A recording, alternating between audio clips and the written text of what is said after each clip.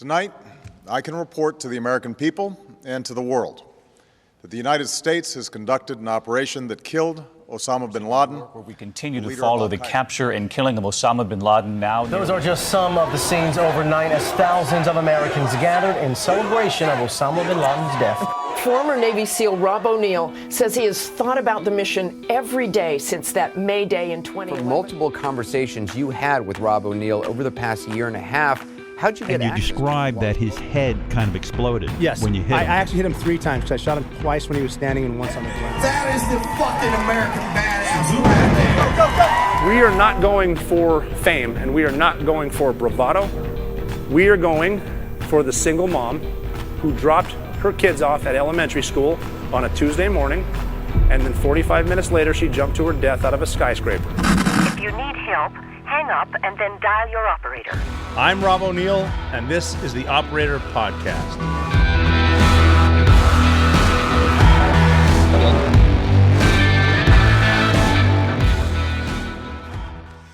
Hey, what is up?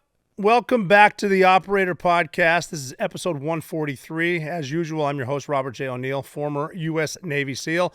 Coming at you from Breezy Studios in Cape Cod. Cape Cod's great. We come up here quite often in the summertime for a number of reasons, one of which I had mentioned probably last week and every week is because of the great white sharks. There are great white sharks out here. We love to do great white shark appreciation swims when it's appropriate. But as I've said before, you're not on the menu and you're also safe here in the studio. No one has ever been attacked by a great white shark sitting in a studio. So that's a number of reasons why we're here, why we're up at Breezy. So it's a lot of fun. Cape Cod's great summertime. It's not even over yet, so you know what to do. Go get your copy of The Operator, obviously. Or The Way Forward, which is a very good book, too, written by myself and Dakota Meyer, who's a Medal of Honor recipient. And we did it back and forth. I wrote a piece, he wrote a piece, and you can tell he's a Marine. His parts are not written in crayon, but you'll probably have to read it a touch slower. But he's, it's out there. Today's going to be fun. As usual, we're going to have some this day in history, maybe some a little bit of current events. I'd like to avoid politics, but I never do. I have it in my notes, don't talk politics, but it always comes up because everything seems to be political, especially with what's recently happened. We had our president and the president of Russia meet in Alaska, which we actually bought from Russia quite a while back. And that was part of a big, long plan so that if Russia wanted to meet with someone over here, they didn't need to go through Europe, which is kind of the reason they did it here. If you see some of the pundits on television, I mean, if you watch the redos, how ridiculous some pundits on television get, you'll see that some guys on like MSNBC or whatever like that saying, well, they're just luring Putin into the United States so they can arrest him because he's a war criminal. Wrong. That's stupid. No reason to start World War III over that, or for Ukraine for that matter. But they had a meeting, and we'll discuss that later. And also there's other stuff in Israel, as usual, or with Hamas, with the Gaza Strip, with disarming people over in the West Bank, the Gaza Strip, and Israel, and all that fun shit over there. I was just talking to my wife today, too, we were discussing Big Pharma, the military-industrial complex, and how the government, if you can believe this, kind of lies to you once in a while. We were discussing eating healthy and how it compares to mindset and attitude. And they had us believe for a while that, remember the food pyramid? That you should start your day with or start your day with cereal, which is full of sugar, finish with at least 8 servings of starches like that, and fat causes fat and steak is bad. Sugar's your friend, all that nonsense. We were talking something about that. But speaking of delicious sugary cereal and the Middle East, we did think that if we got a shit ton of Cinnamon Toast Crunch and some cold milk and gave it to ISIS, we might not have much of a problem anymore. I don't think anyone's got a gut full of Cinnamon Toast Crunch before and then gotten a fight for a number of reasons, but one is pure happiness. But we're going to get into that too. I do want to talk about that, some other stuff. I did the Navy SEAL swim recently, which was a blast. They got in the water. What they do is they swim in the Hudson. I didn't do it for a number of reasons. I've done my swims. I like to swim in pools. I have no desire to get in the Hudson for a number of reasons. One is obviously the thick current, very, very fast. And 2 is the poo. I did go down there dressed nicely, but before I got dressed, I jumped in an outhouse up to my nipples so that I would smell like them. which is actually not the case. But we went down there. It was very, very cool. Lots of great people, lots of great folks. They had some issues with the currents because now the Navy SEAL swim, which is sponsored by the Navy SEAL Foundation, and it's done down there. They swim from a barge to the Statue of Liberty. I think there's another lake somewhere then across the Hudson from the Statue of Liberty to Battery Park, which is in Lower Manhattan. Then they get American flags out, and then they run in the sun to the where the World Trade Center used to be, the Freedom Tower. There's a memorial to the horse soldiers, which is badass. The first Americans, the Green Berets were Green Berets, CIA, to get in there. And guess who flew them in Almac? You got that right. The big Chinooks. But they finished there, and in between they're doing a number of like a 25 pull-ups and 100 push-ups per station, which is badass. But I went down there. It was cool. But what I was getting at is a lot of people are doing it now, doing the swim now because of their association with Lower Manhattan. If they had family members who were first responders or someone who died in the Trade Center or whatever, they just like to do the swim, which is great. But I recommend if you're swimming 4 miles plus, you do want to train for it. And a lot of guys hadn't. And there was a thick current, and we were actually we weren't lucky. I was fine. They were lucky. I was good, man. I had a cup of coffee from Blue Bottle, which I love. They do the fancy schmancy where they got the blue bottle and they put the filter and whatever, and they drip the liberals are good at some shit, and making coffee is one of them. I think Steve Martin beat him to that in a movie called L.A. Story when he sat down in L.A. and he ordered a half double decaffeinated half calf. We had no idea it's like the one where Mark with a K and they spelled it Kark, C-A-R-K, whatever. They make good coffee. So we had good coffee there. The swimmers had an issue with the current. I don't know. I mean, when you do a swim in the ocean, especially in something like the Hudson, you want to have your tide calculations correct because it could fuck you a number of ways. But something happened with a delay. The currents were strong. And Navy SEAL Mitch Aguiar, who is he was on the podcast before, MMA fighter. He's a SEAL that went out and sparred with Sean Strickland, different weight. And I'm just saying, he's a bad motherfucker too. But Mitch got pulled under a barge by the current, and we're lucky it was Mitch because he's a very strong swimmer. I've seen him do the 75-meter underwater swim, which is just nuts. Because at SEAL training, we do the 50-meter underwater swim, which is half a football field without breathing because you're underwater. If you do breathe, your swim will end a lot quicker, and so will your life. But we're lucky that it was him because he got sucked under. It's like anything with a rip current. He knew how to handle it, let the tide take you, then swim, whatever. But then there's actually a cool video of him getting out saying, and he's like Ray Carey. His abs have abs. And he's up there all Navy SEALed the fuck out, and he's saying, hey, we need a no shit real head count. We need to make sure everyone is accounted for because, you lose someone in the Hudson, you're going to be looking for a long, long time. I was talking to one of my buddies who's a former NYPD SWAT guy, and he's a scuba diver, not a combat diver, I guess, not a salvage, whatever, dives for lost shit and lost bodies. And he said how murky it gets down there, but we're lucky that it was Mitch and not everyone else, so they pulled people. But they did get to Battery Park, they did the run, and that was a lot of fun. I'm going to get into that. A lot of fun today on the Operator Podcast. I do want to talk about our sponsors today. For today's show, I've mentioned Mando a couple times, kick-ass deodorant, because like I was saying at the beginning, summer is still here and it's still hot, and it gets really hot in August. More sweat, more heat, more stank. You got to be ready. If there's one thing I'm not messing around with this summer, it's my deodorant. Mando deodorant plus sweat control is built for this season. It blocks odor all day long, and it controls your sweat too. It's powerful on everything, but it's gentle to put anywhere. So your package, your pits, your folds, your grundle, which is one of my favorite words, they can all be dry and smell okay, depending on this isn't your typical drugstore stick, though. It's high-performance pit shield. Whether I'm grilling outside at 95-degree heat or chasing my daughter around the yard or working or anything else outside in the sun. If we go to a baseball game in New York, it gets hot in the stadium. Setting up bouncy houses for birthdays, other fun family stuff, or even sitting on pleather seats on the patio. Mando keeps, for me anyway, my pits fresh and dry. It's simple to use first thing. You'll see unexpected benefits that come from starting off your day cool and clean. And the people on the plane don't need to worry about sitting next to a stinky-ass fobbit because it's not going to be you. They'll be happy, you'll be dry. It's created by a doctor who saw firsthand how normal BO was getting misdiagnosed and mistreated. Mando is clinically proven to block odor all day and control your odor for up to 72 hours.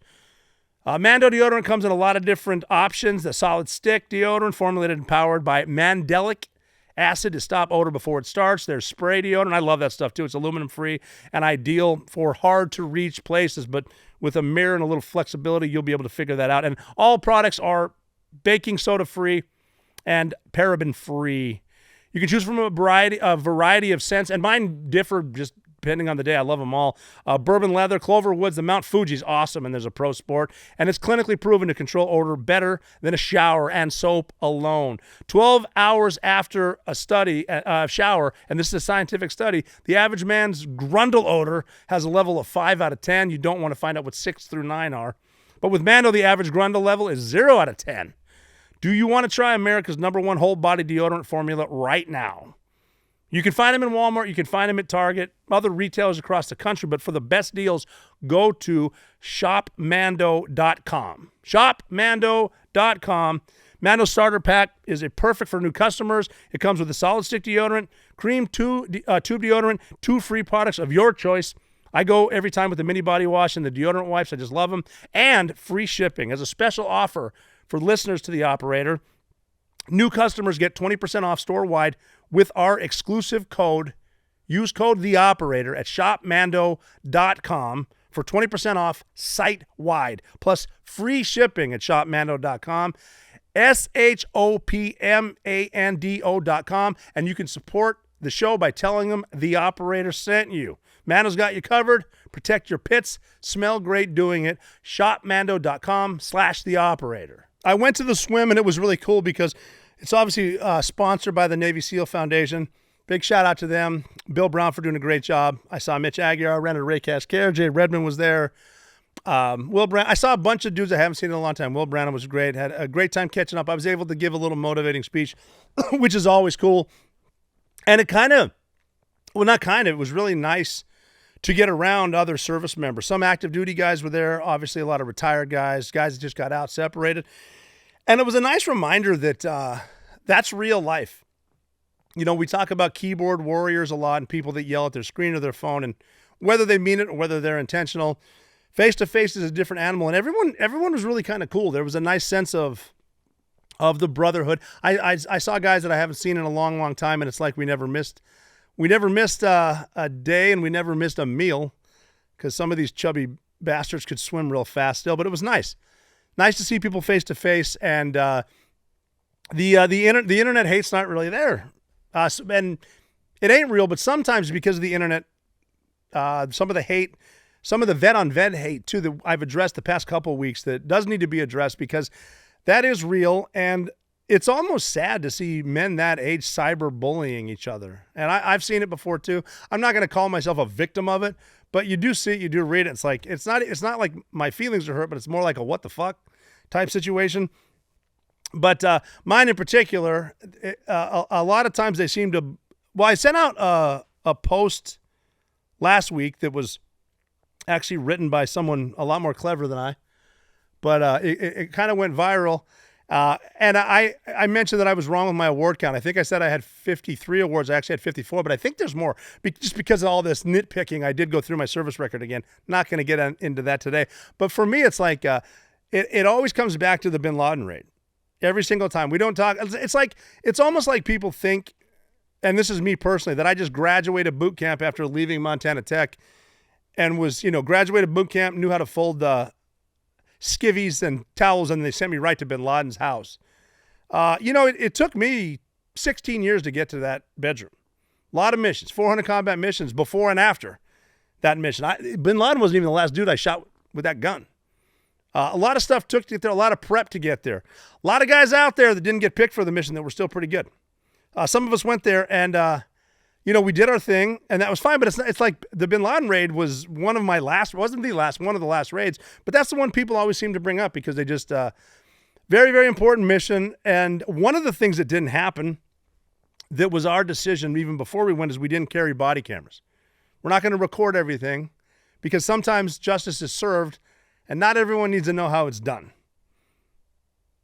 Not everyone needs to know how it happened, but it happened, and just be happy with that. But there's a lot of details that are sort of coming out in the rumor mill that aren't true. And I left them out to protect people. That's we all did that for each other on pretty much every single mission. And it's not like we're out there breaking the law because we are the good guys. But sometimes shit happens, and we're not gonna give ammo to people that might send people to prison. There are probably all four branches. Just because Space Force wasn't around yet, in prison forever for things like murder at war. That's kind of a contradiction, I think. I mean, you shouldn't go around killing people that don't need to be killed because not everyone's at war. But when people start to believe shit just because they want to that's not quite true, and people that guys like me protected don't say what actually happened, and then it starts to bleed into my personal life, I'm going to defend myself at some point. And I'm not going to say everything. It doesn't really matter. I've told you what happened. I've told you everything that happened, truthfully. But I haven't told you everything that... I told you everything I did. I haven't told you everything that happened. And I haven't told you a lot of stuff that happened or didn't happen. But I'm probably going to start my episodes in the next coming weeks just giving you a little bit more and more. A little bit of details. And trust me, I know where the bodies are buried, literally. And I know what people have done to. And I'm at the point now, it's like, if you want to lie about me, maybe I'll just start telling the truth about you. So it's not always, when we go on missions, I'll give you a couple examples. We do work with good people up and down the chain of up and down the chain of command. But at some point, we do compartmentalize information a lot. I don't believe in the I'm so cool, I need to say it's on a need to know basis and you don't need to know just for the sake of being cool. I think if your people know, if they know what we're doing and why, they're going to work harder, but then there are stuff they don't need to know. When we were leaving bin Laden's house in a 47 in a Chinook, a huge flying school bus, I didn't know there were some assets with Air Force studs in them telling the F-16s that we sold Pakistan that were following us to make them reconsider. I didn't need to know that. They're just going to do it. So I don't need to know that. And there are certain positions that officers don't need to be in so that they're not covering for people. You know, we're compartmentalizing it. When they're telling their boss what happened, as far as they know, that's the truth. There's no pressure on them. The officers are in charge of the macro. The enlisted are in charge of the micro. We're doing what we're doing inside. And we clean it up for a reason, so it's clean. One of my bosses, one of my favorite bosses, actually, in Iraq in 07, I remember we were hitting target. When you hit a target, if it's hot, if it's a good target, because not every target's a real target. Sometimes it's a dry hole. But when you hit a target and there's bad guys, you blast them, you find intel that says, oh, look, this motherfucker lives 2 blocks away. You hit that follow-on target, so you hit that. Open your GRG. I thought it was clever to carry a grid reference guide. GRG, some shit, whatever. It's a fucking map in a quarterback's thing on his, when you see Tom Brady looking at this thing, he's not looking at maps, he's looking at plays. I'm looking at both maps and plays. So we got to hit that one, follow on target. We hit a couple of those. You got to figure with SEAL Team 6, we want to hit them when it's dark and leave when it's dark. It's just better business. Not the TF-160 can't fly in the daytime, they have. But we just don't want to. So you're kind of spinning it up, and we're on a target one time. My boss is in the house, right there. Maybe you should be outside, sir. But I was doing whatever, and I said, hey, we're in this building right now. Now we're going to go here, and here's what I want to do, and we're going to go on black side, white side. And then I stopped into red, green, like port starboard. And I looked at him, and I go, shit, sir, you're in charge. And his response was, oh, make no mistake. I'm not in charge. You're in charge. I'm responsible. Don't fuck me. And what he's saying is, you do what needs to be done. Tell me what I need to hear, and then I'll report it as such. Another one, too, actually same officer. Here's one where I'm not going to get into too much detail because I don't want to incriminate myself too much, but we were inside with, we blasted some dudes. Not everyone gets blasted, so now we're doing what we call a battlefield interrogation. Or, for you softies out there, we were doing tactical questioning. But it was enhanced. It was enhanced interrogation on the spot. It's kind of like that thing where you say, you know what, I think waterboarding at Guantanamo Bay would be awesome if I didn't know what both were. And he kind of walked in on it, whatever was happening. And it's like, well, shit, sir, you just don't need to be here. Not saying we were waterboarding someone at Guantanamo Bay. I'm just saying some of the interrogations, it might, whatever, doesn't matter. So when we got back from the bin Laden raid, Every member was there. I had just pulled aside a guy that I was with. His question to me was, where the fuck was everyone? Meaning on the last set of stairs, where the fuck was everyone? There was 2 of us. And then we went into a room and there was 1 of us, and that was me. Okay, so we got back, we said that, and then bin Laden's body was there. This is in Jalalabad, Afghanistan. The woman from the CIA was there, and Bill McRaven, the admiral, the commanding officer for Joint Special Operations Command, which was in charge of everyone to include SEAL Team 6, Delta Force, TF-160, 75th Ranger Regiment. He's the one that went up there and sold it to President Obama to send SEAL Team 6 in to do this. He's there. Bin Laden's body's there. We're talking to him. Someone said, hey, do you want to talk to the guy who killed them? And he said, yes, they brought him to me. And then he put his hand on my shoulder. We talked about everything that happened. We told him the truth, the whole thing that I'm not going to tell yet. We told him everything. It's clean. Good. Admiral McRaven, I don't know if he went up with us. He went somewhere. The CIA lady went somewhere else. We put bin Laden's body on a C-130. We flew him up to Bagram Airfield, and that's where the 3-letter agencies are. That's where we give him the sensitive site exploited materials. The smart guys are on top of him doing DNA tests, taking pictures of him, whatever. And then now we're going to do another debrief. We're going to sit around a room and talk. And then a recorder came out. Click, record. Now, in between leaving Jalalabad and getting to Bagram, the guy I was on the set of stairs with, we had a quick conversation. We know what happened. And I decided we're going to clean this up. We're going to make it smooth. Everything's going to be great. Plus, we're all going to be best fucking friends for the next 60 years. And I'm never leaving the Navy because it's so awesome here. So when it was recording, we said something else. And again, it's probably recorded. Maybe not. But because there were guys in there that, I don't know, maybe wrote a book that they got sued for and are a little bit jealous about what actually happened. They made some other bullshit, and they go around telling other people, who I refer to as the useful idiots, other stuff, and then they think that's real. And so then they start coming at me. And I'm like, not a big deal, because eventually the guy I'm protecting will at least say something. I don't want him getting public. Fuck it. If you want to, go ahead. You know what happened, and I know what happened. And the shit that's being spewed did not happen from me anyway. But when, people don't want to stand up and tell the truth behind closed doors, or just let people run their mouths, or even other SEALs who have heard, because you know how we are, and not just SEALs, Green Berets, Marines, we're the little sewing circle, and we're worse than a group of women sewing. Just start running their mouths, whatever. It's gotten back to where there are wives of military members who on social media are starting to threaten my wife and my family.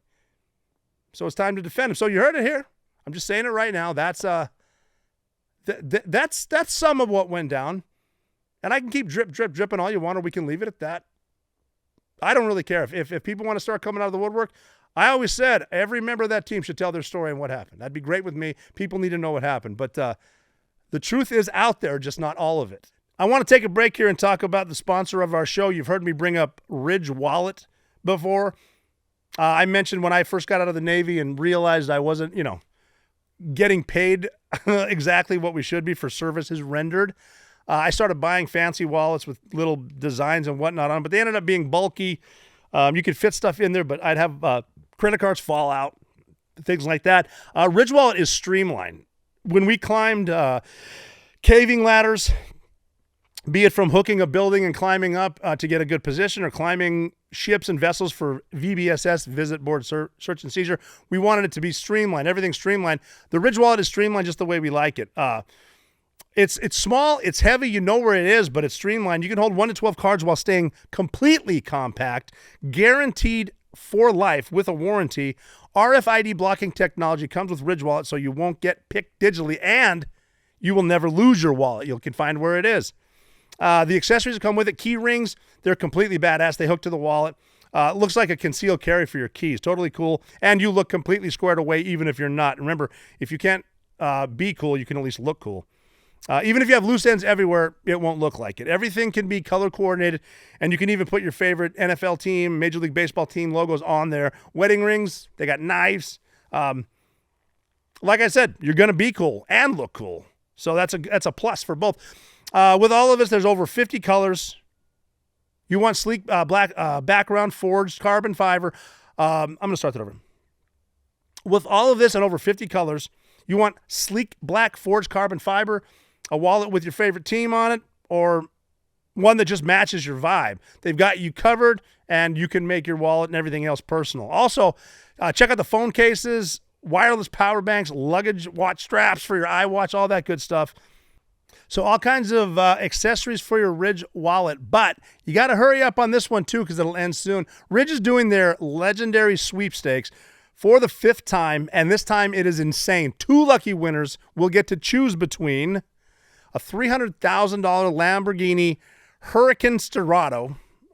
Yes, I pronounced that right. There's only a 1,500 Lamborghini Huracan. I think I'm saying Huracan Sterrato that exists, and Ridge is giving you a chance to own one. This Lambo is the world's first off-road supercar. It's a naturally aspirated V10 and has 610 horsepower. I'm not necessarily a car guy, but I know that's a lot of horses. Can you imagine driving this thing around town? I want to drive one around my neighborhood. My wife has a car, and I roll around the hood in my golf cart, but I need a Lambo, I think. You can also get a Hennessy Velociraptor. It's $150,000. The Hennessy Velociraptor also has an insane 558 horsepower twin-turbo engine. It's basically an American muscle car put into an all-terrain truck. There's no reason not to enter. You can enter completely for free at ridge.com, so why not take your shot? Or you can just take $100,000 in cash, and, what would you do with that? And if you want to boost your odds, every dollar you spend on Ridge's site gets you 1 additional entry. So check out the site. Grab a Ridge wallet, a power bank, phone case, whatever you need to rack up those entries. Again, a lot of colors to choose from, a lot of cool stuff on the site. Ready to upgrade your wallet? Maybe your ride. You might be getting a Lamborghini out of the deal. For a limited time, head to ridge.com. Use code THEOPERATOR at checkout for 10% off of your order and a chance to win Ridge's biggest sweepstakes ever. A Lamborghini Huracan Sterrato. I'm just mixing and mincing here. A Hennessy Velociraptor or $100K in cash. That's a good one, too. If you can get that under the table, I would recommend doing it that way. Tax is theft. No purchase necessary to enter, but every dollar you spend gets you more entries. That's ridge.com. Use code THEOPERATOR. After your purchase, they will ask you how you got here. Tell them the operator sent you. So again, go to ridge.com, use code THEOPERATOR. And you know what else is odd? Because it seems like everyone is a subject matter expert on the bin Laden raid. You know what we never talk about too? How'd the wife get shot? Because Osama bin Laden was shot at some point. It wasn't me. I've actually never shot a woman. I did blow a woman up once on real bad. Too. Look, it wasn't like she was innocent. She was straight up Al-Qaeda, and I blew her up. You got to figure, too, she should not have been driving that school bus. I'm half serious on that one, too. But enough of that about that bullshit. Let's get into, we got to talk about the meeting between Donald Trump and Vladimir Putin. President Trump, President Putin, they met, and there's going to be some talk about that, too. And if you'll notice with the weird talk, the left hates Donald Trump so much. It's almost weird if you think about it. Well, because they'll hate it, and then it will be the same talking point. Look at their different tweets or a post on X or whatever. They're all going to be similar with the same talking points because they do that to attack him because they think we're dumb. But it's weird, though. They hate Donald Trump so much they want him to fail. But does that mean they want Vladimir Putin to win? Because they hate Vladimir Putin, the left, because they love Ukraine. And he's evil, but they want him to beat their president. And even if you say he's not my president, he's still your president. Even Joe Biden, who's the most popular president in the history of the galaxy, 81 million votes, it's a record that's going to stand for a long time. But, he brought Putin to Alaska. They put out the red carpet. Is that appropriate? Don't know. I mean, it seems to me that Donald Trump's negotiation style is flattery, which works. It's worked. I mean, I think he stopped 6 wars in 6 months. Not here. He's still working on D.C., which is safer now. How crazy is that? He puts he federalizes D.C. He's got 30 days to do that before it becomes an act of Congress. And then he puts some National Guard. I don't have the numbers written down here. A couple hundred of them. The locals are saying they like it now. They like seeing more uniforms out there. They like that they can go to dinner at restaurants and feel safe. So that's a good thing too. But the left hates Trump so much they don't want D.C. to be safe, which is weird. But with the red carpet, that's his style. the art of the deal. You don't, for lack of a better term, need to roll out the red carpet for the aggressor, because Vladimir Putin is the aggressor. And I'll be the first to admit I was wrong. I didn't think Russia was going to invade Ukraine. I thought it would be stupid. It's horrible. The death is horrible, but he did it. But I think when they left, I have sources around, not a lot, none on Air Force One at this time. I do know the guys, but I think he's pissed off. That was a long flight home, even though Donald Trump doesn't sleep very much. He was pissed off because he did go a long way to get to Alaska. He's a very busy man. Vladimir Putin flew a long way to get there, but nothing really came out of it, right? He potentially got another deal, but I think what pisses President Trump off is that he's realizing he actually overestimated Vladimir Putin. Not that he's a puppet, because even though most of the left doesn't even want to believe it, the whole Russia is a hoax. The Russiagate thing is a hoax. And he was never, they were going so far as to call Donald Trump a Russian asset. It's all nonsense. But he's pissed because I think he realized he overestimated him. I think, he didn't tell me this, but I thought President Trump thought that one of the easiest negotiations he would have would be with Vladimir Putin. But it's not, the fact that Vladimir Putin went there is good because this war is expensive. Wars are expensive, and this one is really expensive for Russia because they're running out of money. But the thing with Vladimir Putin being a couple of things, a narcissist. One, he has got to look good for his people. He cares a lot about his legacy, which is probably the reason he hasn't launched a nuke yet. But if you launch a nuke, then you get the nuclear winter, nuclear holocaust. Your legacy's not really going to matter. And their media is similar to ours in that they will manipulate the numbers. But it's a good look for Putin, but he's running out of money. He realizes and he wants a deal. And Volodymyr Zelensky went to the White House Monday. So hopefully something comes with it. But, I read that thick book about Putin, which says a lot. There's a lot going on in there. He's been around a while. But what you have to figure is you got to know with whom you're dealing. You got to know your enemy. And Putin's idol growing up is Joseph Stalin. So idolizing Stalin and being a complete psycho is a bad mix. And so Joseph Stalin, his idol, or who he learned from was, and I only know this name because of the Big Lebowski, Vladimir Ilyich Ulyanov. Vladimir Ilyich Ulyanov is Vladimir Lenin, and he was the founder of the Russian Communist Party, the Bolsheviks, which you might have heard of. And he was the inspirer and the leader for the Bolshevik Revolution in 1917 in Russia. He was the architect, builder, and the first head of the Soviet state. This is Lenin. The founder of the organization known as Comintern, the Communist International, and the source of Leninism, which is obviously named after himself. That's the doctrine codified and co-joined with the left's best friend, Karl Marx, works by him. So this is Stalin. So I was inspired by Lenin's successors, Marxist Leninism, which became the communist worldview. So the Bolsheviks, member of the wing of the Russian social. Listen to this now. Listen to these familiar words. Bolshevik is a member of a wing of the Russian Social Democratic Workers' Party. Does that sound familiar to anything Congress people from the Bronx are spouting out all the time with the likes of Bernie Sanders? And I don't know what the hell Elizabeth Warren believes, but she doesn't strike me. It doesn't matter.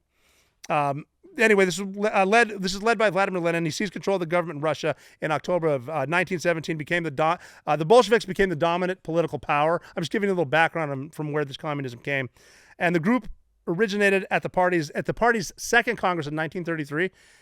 When Lenin's followers insisting that the party membership be restricted to only professional revolutionaries. What that is, must mean you go to Columbia University, something like that. Got a temporary majority in the party central committee and on the editorial board of its newspaper, Iskra. So you must be a revolutionary, you must agree with everything, and we will welcome the editorial board of major newspapers, New York Times. That's how it works. Communism repeats itself. If it doesn't repeat itself, it definitely rhymes. But they assumed the name Bolsheviks and dubbed their opponents the Mensheviks. So the Bolsheviks are those in the majority. Mensheviks are those in the minority. And then there was the Red Terror. This is before Stalin, who was Putin's idol, came into power, because the Red Terror was this is a lot of people, but compared to Stalin, it wasn't, because Stalin actually killed more people than Hitler. which is crazy when they say, yeah, this guy's just like Hitler. It'd almost be more insulting to say this guy's a lot like Stalin. But that's who Putin idolized. But the Red Terror was a period of political repression and mass killings carried out by the Bolshevik government in Soviet Russia from September 18th until the 1918, not the 18th, 1918 to 1919. And it was a response to perceived threats against the new regime, including opposition from anti-Bolshevik forces known as the White Army during the Russian Civil War, as well as there was attempts of lives on Bolshevik leaders, such as assassination of prominent Bolshevik figures, and an attempt on the life of Vladimir Lenin himself. The Red Terror was characterized by the use of violence and intimidation to suppress political dissent and eliminate perceived enemies of the state. So if you're going against these elected or whatever put in place officials, you might be perceived an enemy of them. So what does that include? Mass arrests, executions without trial, and the establishment of concentration camps. And then there's secret police. It was the Cheka in Soviet Russia, and then it was the Stasi in East Germany. They played a central role in carrying out these actions. So they got the police doing their bidding for them. You remember during the lockdown, and I don't like to say the pandemic, the government-led lockdown, when like even NYPD, whom I love, was going door to door on Saturdays because couldn't have this many people in one place. And who has a lot of people in their places of business and homes and places of worship on Saturdays? Jewish people. Did they not realize they're going around banging on doors looking where are the Jewish people? Don't get wrapped up in that nonsense. But for this, the estimates for a number of victims they're saying in between 50,000 and 600,000. That was during the time of the Red Terror. That's a lot of people. But it doesn't sound like much compared to what Stalin and Hitler would actually do. But Stalin did more, like I said. Still very good. Only killing 600,000 people. And the Campaign of Terror was not only directed at political opponents, but also targeted social classes who were seen as threats to the Bolshevik regime. The bourgeoisie, the clergy, all kinds of dissenting government officials. I always remember bourgeoisie. This is actually an off-topic thing, but I was with Jocko in my platoon. I talked about it with Scott Padgett on a couple episodes. If you haven't seen the Scott Padgett part 1 and 2, by the way, on the Operator, definitely go watch it. But we were doing a workout in not Dubai, but Bahrain. We didn't do any working out in Dubai, but in Bahrain, we're doing some sort of a workout. And one of the guys, I think he was reading a book or something, and he said, "Up with the proletariat, down with the bourgeoisie." And I didn't even know what that meant as a 23-year-old SEAL, but I remember Jocko choked him out, so apparently he was wrong. But the Red Terror set a precedent for the use of state-sponsored violence and repression in Soviet Russia, and continued in various forms. And it remains a controversial and tragic chapter in Russian history, reflecting the brutal realities of the struggle for power during the early years of the Soviet Union. So they're trying to make a place communist, and it got violent.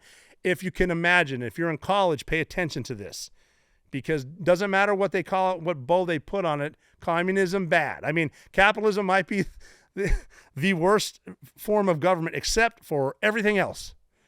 So then we didn't lose anybody. So Lenin died, then Joseph Stalin, he took over. He's a politician and a leader of the Soviet Union the mid-1920s until he died in 1953. World War II was in there. He rose to power after Lenin died, and he became, I always love the names too. It's not just president. They come up with different names. You'll see it with Putin. Stalin became the secretary or the general secretary of the Communist Party of the Soviet Union. That's in 1922. And when they start adding of the, they're probably hiding something. But Stalin's rule was characterized by totalitarianism, which, by the way, they're saying that's what Donald Trump is. He wouldn't be doing all this shit trying to make peace if he was a totalitarianism. So Stalin did that. He had a cult of personality around him. He implemented policies such as, okay, now listen up, New York, such policies as the collectivization of agriculture and rapid industrialization. So you're going to collectivize the farmers, make everyone move into cities. You don't need to own land. You will own nothing and be happy. But this led to, and they're saying that right now. That's why I'm saying pay attention, because New York is about to elect a communist/jihadi, which is kind of sad to think that it only took 24 years to forget to never forget. But a lot of economic changes, social changes, as well as wide spread suffering and loss of life. He did play a key role in World War II as an ally of the United States. They were part of the Allied powers, which is the United Kingdom, thus then the Soviets, and his policies and actions did have a profound impact on the 20th century. But he's highly controversial for a number of reasons. Authoritarian for sure. He established a totalitarian regime, centralizing power and eliminating political opposition. Eliminating political opposition is what fascists and communists do. Trump, once again, comes to mind. Why is that? Well, look what the Democrats did to Trump. Cheating, lying about collusion, impeached twice. They're trying to impeach him again. Lawfare. And you'll hear people say, well, Trump was convicted of 34 felonies. What laws did he break? No one can seem to do that. They tried to kill him twice, maybe 3 times. That is trying to eliminate your political opposition. And that's what the Democrats did to Donald Trump. They had a coup. They took the democratically elected president, the president who won, but then he did win votes. They got him out, put in Kamala Harris in a coup, a no-shit coup we all watched. Weird. We're hearing about a lot of stuff that people see but don't want to admit. And through his authoritarian rule, what he did, owning the state media, he's looking as an infallible leader. He was also controversial because of purges and repression. He's the infamous Great Purge, which was 1936 to 1938, during which millions of people were arrested, imprisoned, or executed without trial on charges of counter-revolutionary activities. Have you ever heard? I know that AOC mentioned, she always said once they're in power, they need to set up re-education camps, or you need to reimagine this. What the fuck do you think that means? It's the same language, but a lot of people don't know this. Why? They're burning books. They're changing history. And they'll try to blame it on, they admit nothing, deny everything, make counter accusations. What books are they burning? Probably the ones with history in it. I mean, even look like, I don't want to go down a rabbit hole. I haven't touched my cannabis yet, and I'm not looking at reels, but I do that at night, and I start getting down the rabbit hole of look at the architecture in Europe during the 1400s. Why were the doors that huge? And so you're doing that in the 1400s, but then all of a sudden, a couple hundred years later, we got horse and buggy driving out west. San Francisco's built. There's no proof of construction. I don't know. I don't want to go in there, but I'm going off again. Sorry, I'm going back to my notes. But these purges targeted not only political opponents, but also ordinary citizens, leading to widespread fear and mistrust. But they want to keep you afraid. They had a gulag system. I had Thomas Duran on here it was 2 years ago. He's a Navy SEAL. Drago is what we call him. Gulag is under Stalin, the Soviet expand. He was in a Russian prison. That's why I saw one time in a bar, I think we were in Fort Smith, Arkansas, someone called Drago a communist. Bad idea unless you like to get a roundhouse kick to the face, which happened. But under Stalin, it expanded its network of forced labor camps. They were known as Gulag. Millions of people were sent to these camps. They endured harsh conditions and often died from things that you die from in a hard labor prison: overwork, starvation, disease. Here's the big one, too, that you need to pay attention to. Forced collectivization, the collective bullshit. And it sounds great, right? What is that dude, Mamdani, who is probably going to be the next mayor, talking about government-run grocery stores? Sounds awesome, doesn't it? Sounds so good, just going there for a government-run grocery store. But Stalin's policy of forced collectivization of agriculture led to widespread famine, particularly where? In Ukraine. What did it result in? Millions of deaths. This policy was aimed at consolidating control over agricultural production, but had a devastating effect on human cost. Again, what's the government-run grocery stores? You're not going to go in there because they're going to be empty. Human rights abuses. Stalin's regime is marked by severe human rights abuses, censorship, suppression of free speech. What's coming to mind? 2020. Persecution of religious and ethnic minorities. They don't do that to Muslims. That's interesting. But they do it to everybody else. We're going to cover that later, too. Again, I'm not trying to point anyone out. I'm just saying stuff that we've all seen happen, and I'm just the one bringing it up. And Stalin's impact on the communist movement, his interpretation of the Marxist-Leninist stuff, policies had a profound impact on the global communist movement. What does that mean? They led to splits within the movement, influenced development of communism in other countries, especially nearby. We saw it everywhere, even splitting Germany down the middle. When Stalin's leadership in World War II is credited with the Soviets' victory over Nazi Germany. Again, our version is different than theirs, but I think they were the first ones into Berlin. I could be wrong on that. Not saying they're the good guys. They're also the ones I think that covered up Adolf Hitler's death, because they showed us a picture of his skull with a bullet hole. couple, decades later, that was a woman's head they showed, a woman's skull. I think he got to South America and ended up dying in Argentina or whatever. Not long enough to see him win the World Cup, but that's neither here nor there.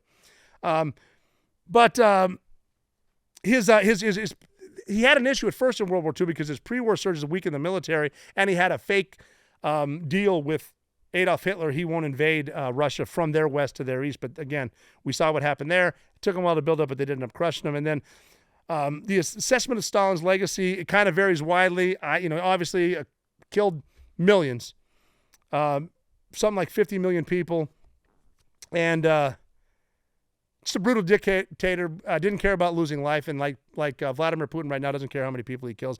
And these factors contribute to the controversial nature of Stalin's legacy, which range from condemnation to a more nuanced view, especially which college professor you ask. It all depends on whose speech is suppressed, which books are burned, and how history is written by the victors, how they write it. But I want to touch on the collectivization of agriculture because we're seeing that again. Look what they're doing to the farmers. Look what they're trying to do with price control. These are government-run. They've never run businesses. They don't understand how price control works. They don't understand a capitalist economy. When you start saying we're all going to do our part for the community, you're losing incentive. When private land is collectivized, individual farmers lose ownership and control of the land. It results in the decline in motivation to work. Why do you want to work harder when you're not going to see any benefits? That's across the board. You're going to lose efficiency. Lots of efficiency comes as the direct benefit of their labor. They're no longer to enjoy their hard work. So why would you work harder? And it leads to reduced productivity and lower agricultural output. Inefficient management. I'll let you process that because I'm talking about the government. Inefficient management. Imagine the DMV running the farm that gets you your corn. Collectivized farms are mismanaged by state-appointed officials. State-appointed officials. What are the words we hate to hear? I'm from the government. I'm here to help. They lack the necessary skills and local knowledge to manage agricultural operations effectively. Bureaucratic inefficiency, poor decision-making can lead to mismanagement of resources, lower yields, the disruption of traditional practices. The reason prices go up and down is because the farmers are buying different shit too. It's going to fluctuate. Supply and demand, that whole thing. Collectivization often disrupts established farming practices and local knowledge of the systems. Traditional methods have been honed over generations, family farms, and they're going to be replaced by standardized, less effective techniques imposed by the state. And it leads to decreased productivity. Resource misallocation. Centralized planning can lead to misallocation of resource, seeds, fertilizer, machinery. Without the flexibility to adapt to your local conditions, these resources, they will not be used optimally and further reducing output. You're not going to supply the demand. And then from the farmer side, resistance and sabotage. If farmers are forced to do something they don't want to do, like a collectivization, they'll resist this new system through non-cooperation or the sabotage. The resistance can further hamper the productivity. Rapid implementation, putting it in right now. Often collectivization is implemented rapidly without adequate preparation or support systems in place. That can lead to chaos and a sharp decline in food production as the new system struggles to function effectively. And then again, there's a lack of incentives. In a collectivized system, the market mechanisms that typically drive agricultural production and distribution, they're replaced by what? State-controlled systems. Without the price signals of competition that guides resource allocation in a market economy, inefficiencies can proliferate, leading to what? Shortages. What does shortages lead to? Starvation. Bread lines, long waits. Historical examples such as the Soviet Union's collectivization under Stalin in the late 20s and early 30s, and China's great leap forward in the late 1950s illustrate how these factors can combine to cause devastating famines. And in both cases, the forced collectivization of agriculture led to significant drops in food production and resulted in millions of deaths due to starvation. Stalin called for the ethnic purging in the USSR. He was responsible for the murder of 50 million Russians. That's his own people. They start with bribes, they get into intimidation, and then they get into murder. This is to consolidate the power. And they didn't care. They're killing Russians, they're killing Muslims, they're killing Jews, they're killing Christians, Germans, anyone who tried to hurt the communist government. Go against the government, you might get deaded. And the argument that I hear, even from people I know very well, is, well, socialism never worked because it's never been implemented and we just haven't done it the right way. No, it's never worked. It's never worked the way it's sold to useful idiots. And there's a history now because we're dealing with the war in Ukraine, the land grab, what happened with NATO. Again, that's another course. But there was starvation way before the war that's going on there now. The starvation in Ukraine under the Soviet Union, it was known as a Holodomor. I'm saying that wrong. Holodomor. I'm going to say it like that. Occurred primarily in 1932, 1933. This is before World War II, obviously. But several factors contributed to the famine. The collectivization under Joseph Stalin, forced collectivization. I just went through why that doesn't work. That's bad. Grain requisition. The Soviet government imposed high grain quotas on Ukraine, one of the most agriculturally productive regions in the USSR, and these quotas were often set. The quotas that they had to give to the communist government were unrealistic, way too high, and the failure to meet them resulted in severe penalties, including the confiscation of all of your supplies. The repression, the political repression, the Holodomor is how I'm saying it. Sounds like Voldemort. The starvation. Okay, we'll call it starvation. Was also a result of political repression. Stalin's regime viewed Ukrainian nationalism as a threat. So again, the communists hate nationalism. You shouldn't be proud of your own country. They want the whole kit and caboodle. And famine was in part a means to crush the Ukrainian resistance. They're using food as a weapon. And this helped enforce Soviet control on the Ukrainians. The government's actions were deliberate, targeted, and it made the famine worse. And some of their economic policies were horrible. The Soviet Union's focus on rapid industrialization and the 5-year plans prioritized urban and industrial development over agricultural needs. Get them to the cities, get rid of the farms. Make the people reliant on the government. It led to a lack of investment in agriculture and a failure to address the food shortages, effectively at least. The export of grain, despite the famine, the Soviet Union continued to export grain to obtain foreign currency for industrialization. This further depleted the food supplies available to the Ukrainian population. And the sealing of the borders, another big one. Put police and soldiers on the borders. The Soviets sealed the borders, and that meant people couldn't leave from the famine-stricken areas. And they were blocking any external aid to come in. So they're forcibly starving people. This is happening right now in Gaza. And the corrupt media is saying it's all Israel's fault when it's actually Hamas's fault.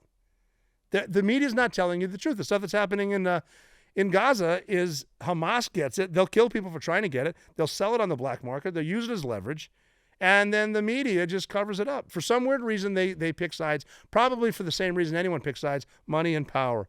But the combination of these factors led to deaths of millions of Ukrainians from starvation and whatever comes with starvation, illnesses and stuff like that. And the starvation is considered by many historians as a genocide against the Ukrainian people. The reason I just went through all that is this guy, Joseph Stalin, is Vladimir Putin's idol. And he grew up loving this guy. When he graduated from high school in 1970, here's his history for Vladimir Putin. He enrolled at Leningrad, named after Lenin.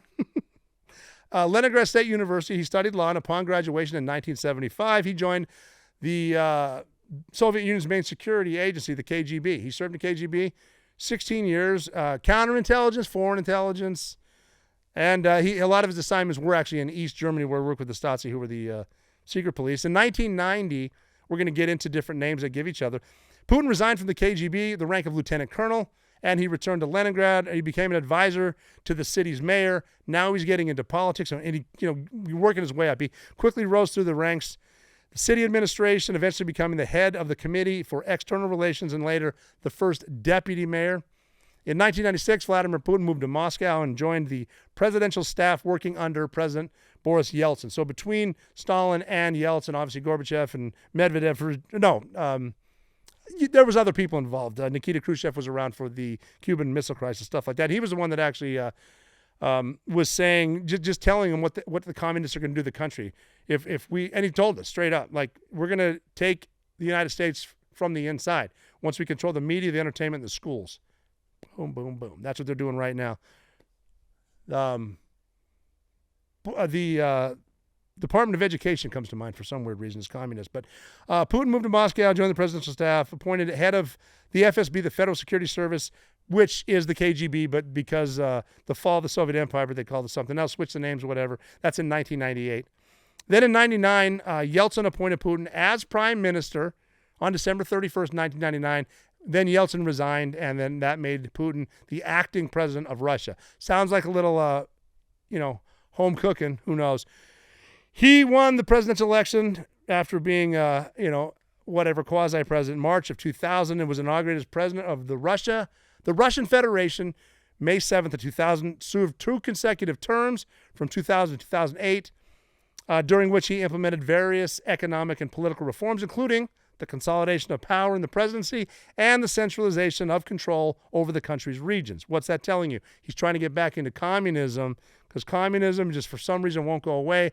And because they did get control of our education system, they're teaching our college kids that communism, they call it something else, can be a good thing, even though historically it leads to death.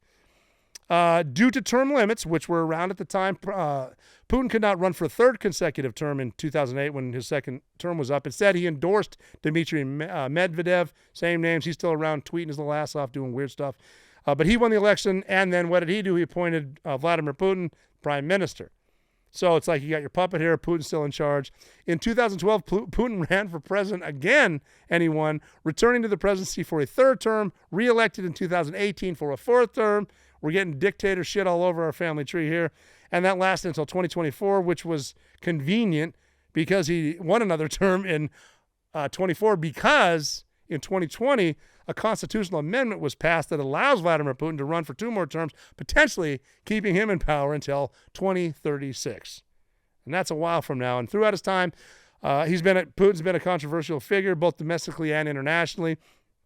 He's been praised for stabilizing Russia's economy, restoring a sense of national pride, which we're kind of seeing now, but criticized for his authoritarian style of governance, human rights abuses, and aggressive foreign policy. He's invaded places.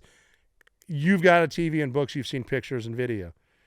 But particularly with its relation to Ukraine, invade Ukraine, then Syria, because that's one of its only ports, right? Its only naval base right there. So they let him take his term until whatever, and then. But you can see in there when the communism fell in late 80s, early 90s, because the difference there was Russia invaded Russia invaded Afghanistan in 1979. Very unpopular war because there was nothing really there that the Russian people wanted. But now the Ukrainian war is popular, and I'll just give you a brief reason why. Because we signed a treaty with Russia in the early 90s where they agreed not to go any further west. We're not going to go any further east as NATO, but we just did. And we kept moving and moving east. I remember being in Lithuania. This must have been around, it was in 2001, talking to them, Latvia, Estonia, Lithuania.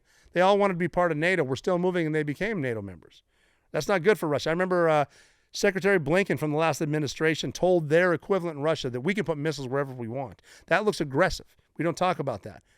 So Russia invaded Ukraine. It's neither here nor there. But between when we talked about Lenin, Stalin, USSR, and then up in this part, the communism did fall, even though Putin's trying to bring it back. And that was a victory in what was called the Cold War by the United States. And that victory can be attributed to several factors. Our economic strength, the U.S. capitalism. The U.S. had a more robust, diversified economy compared to the Soviet Union. The Russian centrally planned economy struggled with inefficiencies, shortages, and a lack of innovation, all due to what? Collectivism, communism. In contrast, the U.S. benefited from a market-driven economy that fostered technological advancements and sustained growth. That's why our economy is so important. That's why we don't want to get into communism. Military spending in the arms race, we could outspend them. The U.S. was able to outspend them. In the arms race, particularly with the Strategic Defense Initiative, which the left and the media started calling Star Wars because they think it sounds ridiculous. How ridiculous does it sound now? That we could have missiles in space that can shoot down other missiles. Not that ridiculous because it's real and we do advance because people have incentive to advance, not because the government told them to. But there were political, social factors. USSR faced international political instability and social unrest. The rigid control of the Communist Party and suppression of dissent led to widespread dissatisfaction. Morale is low. They're going to fail. And then leadership and diplomacy. U.S. leaders, particularly Presidents Reagan and George H.W. Bush, pursued policies that pressured the Soviet Union. Reagan's hardline stance, Mr. Gorbachev teared down this wall against communism, his diplomatic efforts to help isolate them. They're isolating the Russians. And then internationally, Mikhail Gorbachev, who was the leader at the time during the Cold War, some of the Cold War, some of his reforms, glasnost, and the restructuring inadvertently accelerated the decline because it was exposing Russia's weakness. We were good with alliances. Alliance solidarity is one of our 3 pillars: alliance solidarity, forward defense, and deterrence. We had a strong network of allies, especially through NATO. I give NATO its shit, but it was a good thing. And now they're back to paying their whatever the agreed percentage of their GDP is. But it provided military, economic, and political support. The Russians, Warsaw Pact, on the other hand, was less cohesive and faced internal dissent. Again, eventually they're going to get pissed at themselves. And then technological and information superiority. The U.S. led in technological innovation, particularly in computing and communications. Getting up to the internet. This is way before Al Gore invented the internet.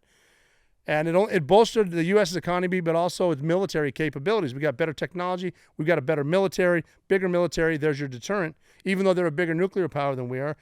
But the spread of information and ideas facilitated by technology, satellites, satellite TV, the internet, again, like I just said, came out, also played a role. Basically, the U.S. victory in the Cold War was a result of a combination of economic, military, political, and technological advances, all because of the want to get better. Because when it all comes down to it, it is personal preferences. But if people want to be rich, they want to be powerful, invent something. There's no incentive when the government's making you do what they're making you do what you do, that people are going to stop doing it. I mean, look at the toilet paper debacle. Toilet paper is not a survival necessity, but for some reason we all started hoarding the toilet paper instead of sharing it. Right now there's a major issue with potable water in Butte, Montana, where I'm from. And because we have mines up there, they said there was arsenic in the water. They're trying to fix it. Pretty soon all the water's gone in the stores. The bottled water's gone because people are going to hoard it. They're not going to share. Survival of the fittest. That's how it is. I mean, granted, you can have a shotgun. We can call it a shotgun charge card. Like, oh, look, you have 2 cases of water. I have a shotgun. Now I have 2 cases of water and a shotgun. That's a very, very brief history of where Vladimir Putin's coming from. That coupled with him being a psychopath are not good. But I mean, something can come out of this. The problem is Volodymyr Zelensky doesn't want to give up any land. And the unfortunate truth is every country that's around right now is because someone conquered someone else. They cannot beat the Russians. They're saying that Russia is losing, 20 million people in a month, but they're also 20,000. Let me rephrase that. It says they're losing 20,000 people in a month, but they're gaining 40,000. So there's a net gain. They've got almost 4 million troops, where the Ukrainians have about 800,000. They're the ones pulling people off the street, no training, and they're fighting in trenches 3 hours later. So you're going to have to give something up, or else it's never going to end that way. And if you want, I can get into the history of why everyone's pissed off or why they think they should invade, stuff like that, but not today. I want to start getting a little lighter as we get to the edge of this episode of the Operator Podcast. Did you see that new sort of legislation in Oklahoma as far as teachers? A lot of people are moving out of New York and out of California because of its ridiculous policies. But people who move sometimes bring their policies with them, and they vote that way and they act that way, even though they left for a reason. Now they're moving somewhere else, like a red state, like Oklahoma. I think every county in Oklahoma was red this election.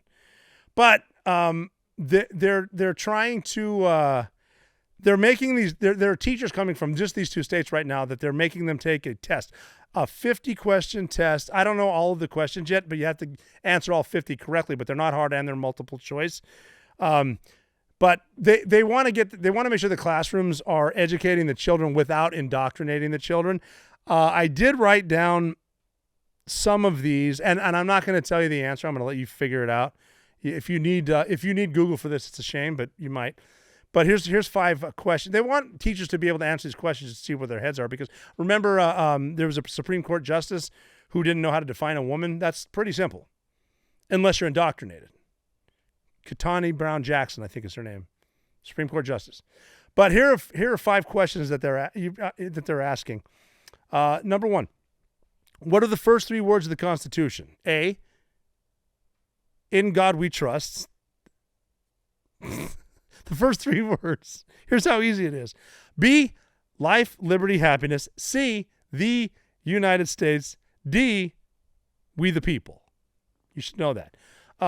Number 2, why is freedom of religion important to America's identity? A, it makes Christianity the national religion. B, it bans all forms of public worship. C, it limits religious teachings in public. D, it protects religious choice from government control. That's easy, but not as easy as a lot of people are teaching. Number 3, what are the 2 parts of the U.S. Congress? A, House of Lords and Commons. B, Courts and Senate. C, Executive and Legislative. D, Senate and House of Representatives. Question number 4, how many U.S. senators are there? A, 435. B, 110. C, 50. D, 100. I can see where people might get confused on that one, but as a teacher of children, you should know it. And here's the 5th sample question. Why do some states have more representatives than others? A, they cover a larger geographic area. B, they have held statehood for a longer period. C, the number is determined by military presence. Or D, representation is determined by population size. That's the kind of stuff teachers should know. I understand if some students don't know those, but the teachers should know those. But the teachers' unions, the Department of Education, Terry Weingarten, who is the president of the American Federation of Teachers, no kids, has no interest in kids, she obviously thinks we're all a bunch of communists for wanting this. She says a bunch of crap about it. Well, the teachers are very patriotic, nonsense. But those are the questions. Should they do them? Probably. But I just wanted to bring that up because that's kind of a fun little thing. That's stuff that adults should know anyway. So that's good. But that's been this has been a lot of fun today. I want to retouch on something I heard because now we're in such a damn good mood. I get a lot of comments from burner accounts. I think I know who you are, but whatever.